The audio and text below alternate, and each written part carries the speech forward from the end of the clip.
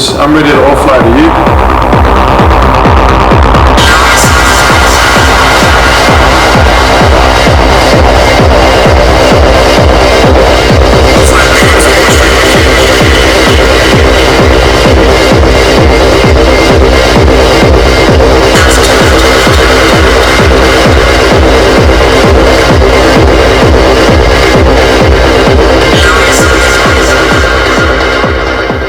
Hello, my name's Keith Senior, ex-Sheffield Eagles, Leeds Rhinos, England and Great Britain international. Got my Rugby League Cares hat on today. We have started a new offload at Huddersfield Giants, and I've with me today Kenny Edwards, who will be the offload ambassador. So, what is your reasoning? Why have you wanted to be involved in the offload as an ambassador?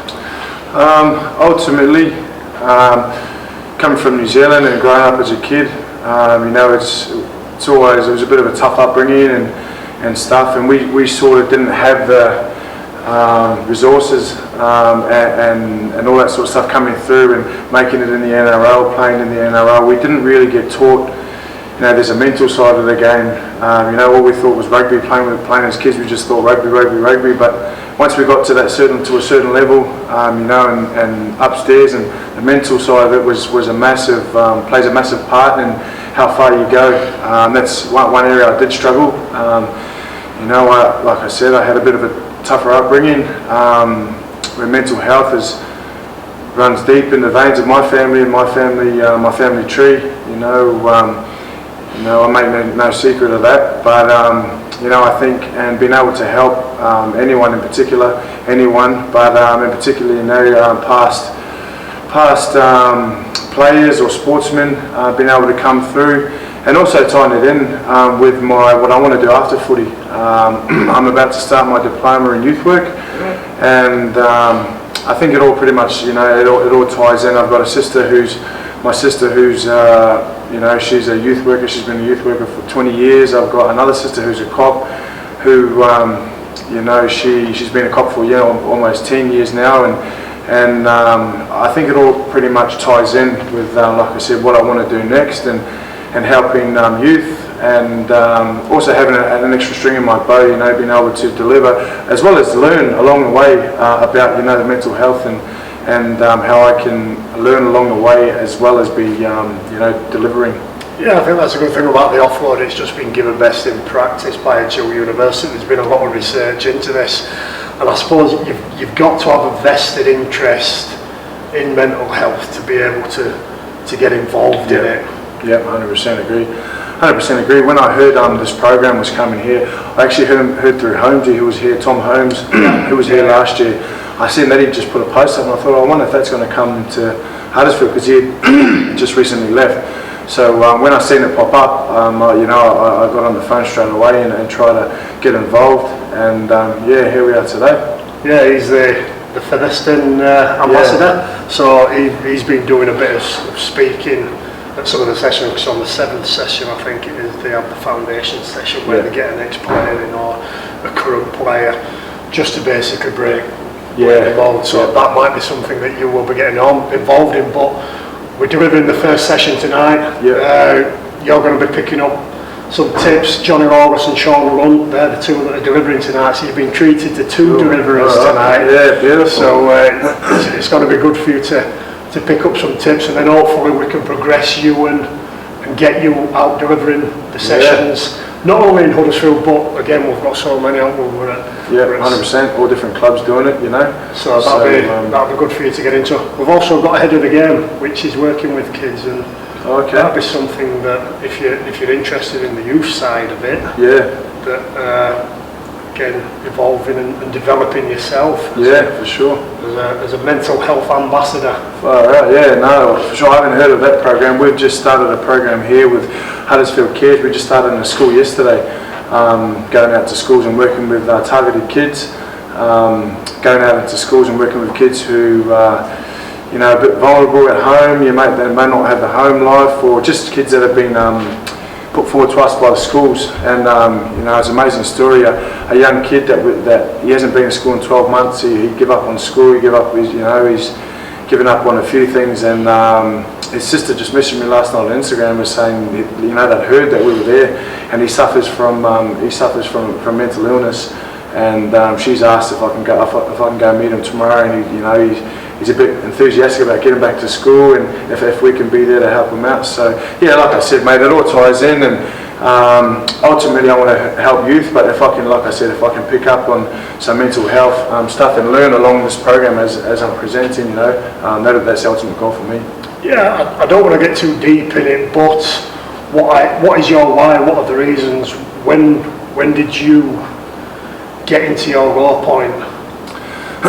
Yeah, like I said, my upbringing was a bit different. You know, I had my mother who suffers from mental illness, still to this day, suffers, you know, from mental illness, and I've made no secret in the past of you know, watching my mum attempt to commit suicide, and just see the struggles she had growing up, and you know, me and my younger brother, you know, being in that house for most of our lives and seeing how she suffered, and you know, that was massive for me. I don't think too much of it as a kid, but you know, I'm an adult now, and I have kids, and you know, just thinking, man, you know, what I saw when I was younger, what I went through when I was younger, you know, I'm glad myself that I went through that, so that I know my kids don't have to go, you know, my kids don't have to go through that now. But you know, when I was coming through the NRL, you know, like it's a big thing. The NRL is a massive thing in the NRL, and after a game, or you haven't played the best, or you know, you put a couple of games together and you haven't played the best,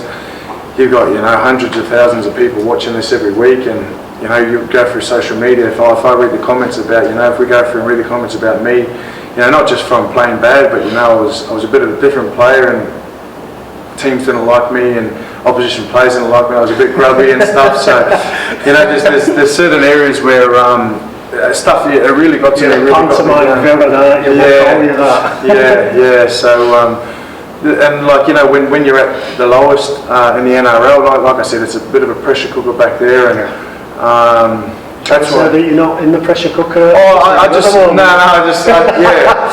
just mean, like, back home, you know, say we like exactly how you said, like, we've lost 3 in a row here at Huddersfield, and if that's us at Parramatta Eels, and we've lost 3 in a row, we're on the front page of the paper, we're on every TV show, and you know, it's expectations are a little bit higher, and I think that's why I enjoyed it a lot more over here. And I know a couple of the boys that come over here, we just enjoy playing footy, because you just come in and you play footy.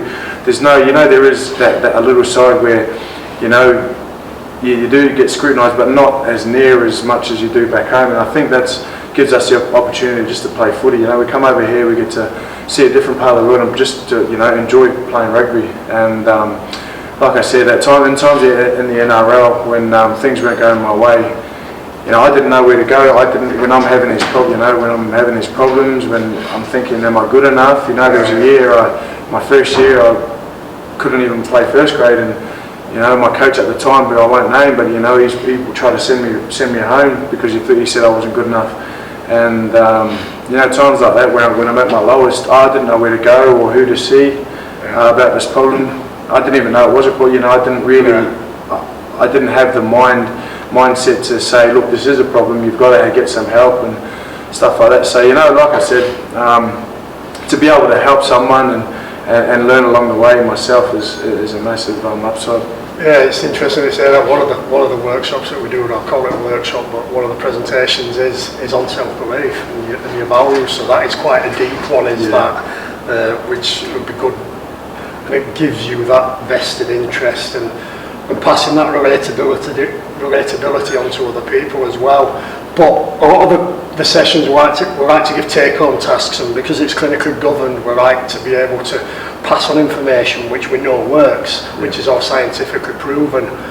I'm just interested, we'll talk about negative coping mechanisms and positive. What negative coping mechanisms did you get into when you were at your darkest, and what positive coping mechanisms do you use now when you're feeling a little bit shit in yourself? Yeah, I know what you mean. So my time back in the NRL, I was young when I first come on the scene and started playing NRL. After a couple of bad games, I'd find myself, and a few of my mates, you know, we'd find ourselves like, and they say the same thing. I'd find myself in a hole and in a rut, and I felt like the harder I try to work, you know, so I play a couple bad games in a row, you know, like I go into a rut, and in my head I wouldn't know how to get out of it. Like I'd go to training sad, you know, I wasn't enjoying footy, and it just seemed like a bit of a spiral downwards. Like over time, as I've gotten older, like I'm a pretty upbeat guy, like I'm a positive guy, and you know, and opposite to me, I always got a smile on your face. I'm a pretty positive guy, and you know, in those times, I felt like, you know, I'd lose a part of me. Like I felt it like a couple of years. I remember feeling it. I remember saying to my mate Manu Mel, who's at Hull FC now. I remember saying to him, I said, bro, how do I get out of this? Like, how do I get out of this rut? You know, I've played shit 3 weeks in a row, and it feels like the harder I'm working, like the bigger the hole. It just felt like it wasn't going to change, you know. And that sort of now, like you said, like we're in a bit of a rut here at Huddersfield, but. And I've learned from that. I was just saying it the other day to one of the boys here. I said, like, it's easy for me, like after we lost the other night, it was easy for me to say in the group chat, because we played about 6 days later, it was easy for me to say in the players group chat, look boys, we've lost 3 in a row, there's nothing to celebrate, you know, don't go and enjoy yourself on the weekend. It was like, maybe a few years ago I might have said that, we've got to work hard, we've got to turn up on Monday, and we've got to work hard, you know, and just, for me, that sort of makes everyone walk on eggshells. And I think for me the difference now is that go out and still enjoy it. So yeah, we lost, it hurt, but I'm still going to be myself. I'm still going to go out and I'm still going to be a larrikin, and I'm still going to turn up. Like in video on Monday we turned up, and everyone's, you know, a bit somber when I walked and turned the music on, put the music up loud, and everyone's going, oh, you know, one of the C's goes, what happens if they come and tell you to turn on? I said, why? If we're winning, you know, I'm going to be like this. If we're losing, I'm still going to be like this, because if we get in that mentality where everyone's walking on eggshells and you know, yeah, I'll work hard. I always work hard. You know, I always work hard, but I just like to have fun along the way. And I think that's something I've learned by getting older. Is that I'm just going to be me, whether we're losing, whether we're winning. You know, I think I'm just going to be myself either way. So you're right to employ the positive mindset attitude, even though, again, we talk about controlling the controllables. The game's gone. Yeah. Nothing you can do about it. Go and kick the dog, but it's still not going to change anything, is it? Yeah, 100%. Like I say, by having that positive attitude coming back into training, at least you've still got a smile on your face. Yeah, still loving what you're doing, 100%. I think we've still got to work hard. Yeah. You know, we've still got to, like, our training session was massive the first day, but there's no reason why I couldn't turn up in the morning and have a smile on my face, and have a smile on my face while we're doing that hard training session, have a smile on my face afterwards, you know. So, I think over time, as I've got older, I've learned that, you know, I'm just going to be me, whether we're winning, losing, you know, I'll always be me. I think that's something that people's perceptions, they need to understand that as well, is the fact that some people, and it's been done before, some people will see you as an upbeat type of person after a loss, and then say that you don't care, or you don't give a shit about all that. Have you come across all like that before? Nah, not really. So last year, after the game, so immediately after the game, I'm ropeable. Like if we lose, I'm ropeable, especially on the weekend. Like I don't say a word on the bus. You know, if someone else, I remember pulling one of the boys up last year. We'd lost the game and we're driving back on the bus. We're all on the bus, and they're all up the back of the bus. You know, like clapping and thinking like we just won. And I remember being ropeable, thinking like, you know, we've just lost the game. So immediately after the game, for me, I am sort of in that state. But once I can get home, let my feelings, sort of emotions, you know, when I can let it all, you know, sort of sink in that we've lost. I wake up the next day and think, you know what, you know, me moping around and me going into training is not going to help anyone. You know, for me, yeah, like I said, walking on eggshells 2 days after a game, 3 days after a game is not going to help anyone. Another workshop's managing emotions, which again you've just said, you reflect on it, emotions aren't bad, they're all part of life really, and dealing with them, and it does take you a few hours or a few days sometimes to manage their emotions. Like I said, you know, that's something you could turn it around a little bit and make sure that you turn it around a little bit quicker, because after that game you're going home, you're still in that bad mindset. Yeah, 100%. That you're going home to. There's a knock-on effect in that as well, isn't there? 100%, mate. Like we had a weekend off. We had the weekend off, and for me to go home after that sort of loss, and if I wake up like that the next morning, and you know, then I transfer that to my kids, you know, and you know, whereas, you know, like I said, I could have sent that message to the boys and say, look, no one go out and have fun this weekend. I could have sent that, and it would have been easy to send that, but you know, if I tell them, COVID, nobody can go out. Yeah, true. Try to get out. Yeah. But that's sort of my mentality now that I've grown older. Is that, you know, what happens in the, like, you know, what happens in the past, I can't control that. What I can control is what happens next. And thanks for that. Thanks for your honesty. Outstanding, and really looking forward to your contribution with the Offload, and looking forward more so seeing you delivering. Cool, mate. Can't wait. Cheers.